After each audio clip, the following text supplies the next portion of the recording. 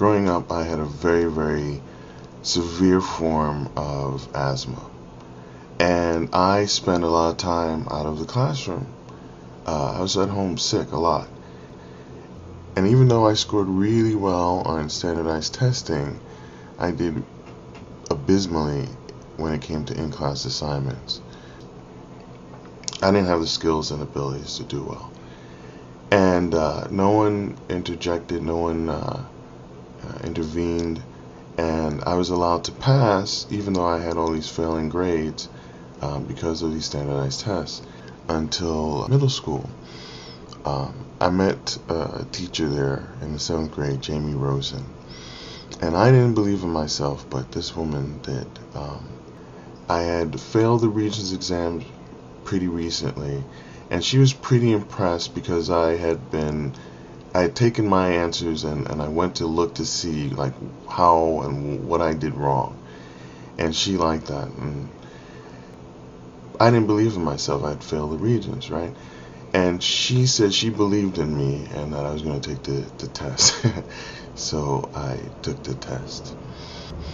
And I got into Stuyvesant, but I still didn't know how to do well. And there was no one there. It was a highly competitive school. There was no one there to really help me figure out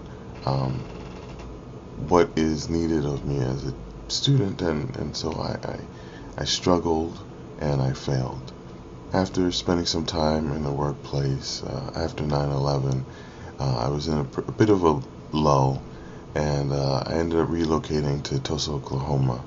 I had a friend there, and they offered me some space. And I took 10 exams in about 3 months, and it required a lot of studying, and I realized at this time that perhaps I have the abilities to study and to focus myself and to apply myself. And I did all of this work, and I got recertified, thinking I'd go back into the IT field, and I was all excited, but that was quickly dashed. I learned that my friend, she was suffering from an addiction to crystal methamphetamine and crack cocaine. Devastated, helped her out, get into the process of recovery, and I started working in rehabilitation clinics myself and learned how detox could last a very short period of time and rehabilitation would last even shorter. And everyone knew, that people needed more time or different therapies if these people were going to be helpful members of society.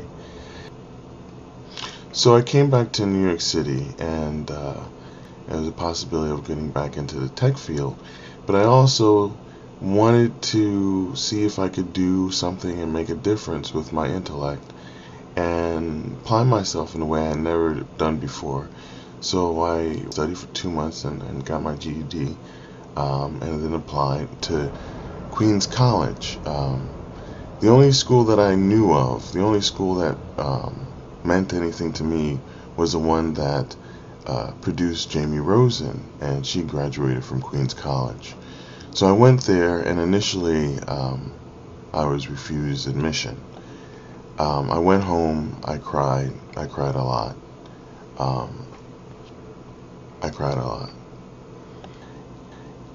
But I realized at that point that I wanted to go to college, and I wasn't going to let that stop me. And whereas there were other alternatives, Queens College is where I needed to be. So I went back and I spoke to the Associate Director of Admissions, and she had me take the CUNY entrance exam. And the day that I found out that I would be matriculated into Queens College was one of the happiest moments of my life.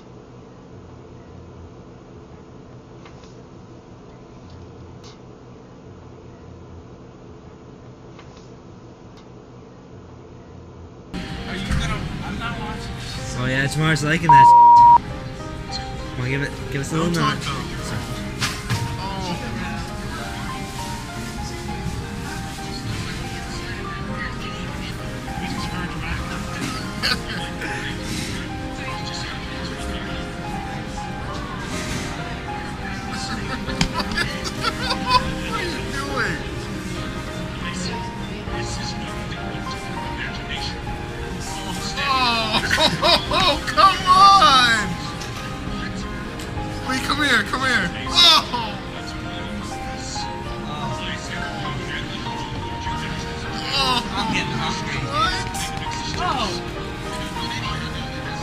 I didn't even realize it had this soundtrack to it. That's a nice I didn't realize it had this music. Delicious, man. It's great. Cold and delicious, baby. That's great. What a freak! That's awesome, man. That's a great reaction.